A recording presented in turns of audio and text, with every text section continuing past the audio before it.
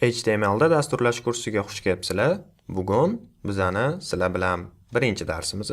Endi buni dars ham deb bo'lmaydi. Bugungi videoda biz sizlar bilan HTML ni o'zi nimaligi va bu kursdan sizlar nima kutishinglarni ko'rib o'tamiz.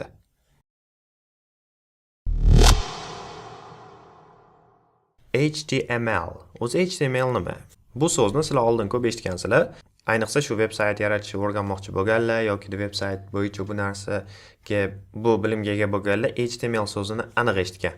Endi HTML ni boshqacha yo'l bilan tushuntiradigan bo'lsam, biz veb-sayt yaratamiz. Veb-sayt yaratayotganimizda biz u veb-saytni brauzer orqali ochamiz, brauzer orqali natijasini ko'ramiz. Endi tasavvur qilinglar, biz o'zbek bo'lib veb-sayt yaratyapmiz. Veb-saytda endi bizga qulay til o'zbek tili. O'zbek tilida veb-saytda yozdik. Masalan, chap tarafga mana bunaqa yozuv qo'yib ber, o'ng tarafga rasm qo'yib ber, pastga masalan video qo'yib ber deb o'zbekchada yozdik.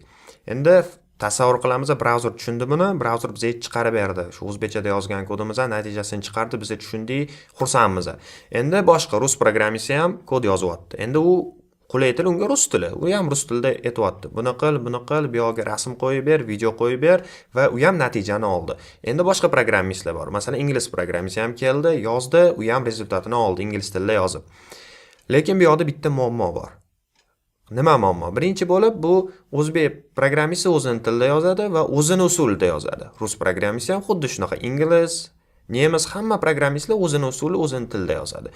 Demak, ma'lum bir yagona standart yo'q bizda. Ikkinchi muammo, o'zbek yozgan programmist kodini hech qachon rus tushunish qiyin.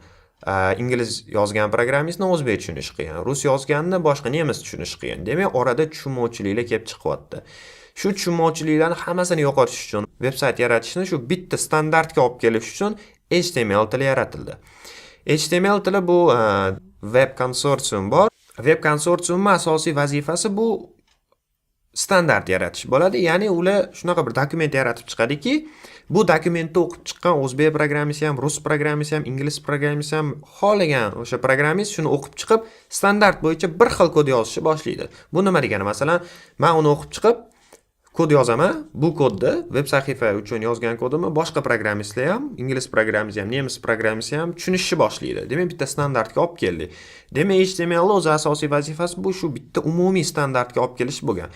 Mana endi ozgina bo'lsa ham shu HTML bo'yicha tushunchaga ega bo'lib oldinglar. Nimaga kerak ekan u, nimaga biz ishlatamiz o'zi?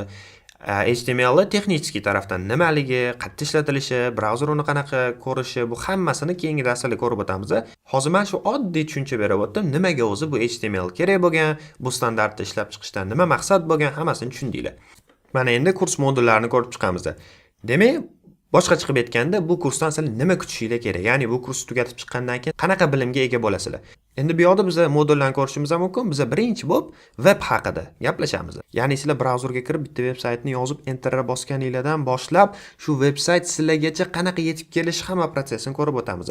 Undan keyin HTML haqida ozgina gaplashamiz va undan keyin o'zimizni kompyuterni HTML da kod yozish uchun moslab olamiz. Shu bilan ketdi. Endi hujjat strukturasi, elementlar, sarlavhalar, paragraflar, stillar berish, formatlash, CSS ni ozgina ko'rib o'tamiz. CSS bo'yicha alohida kursimiz ham bo'ladi. Unda chuqurroq bilimga ega bo'lamiz.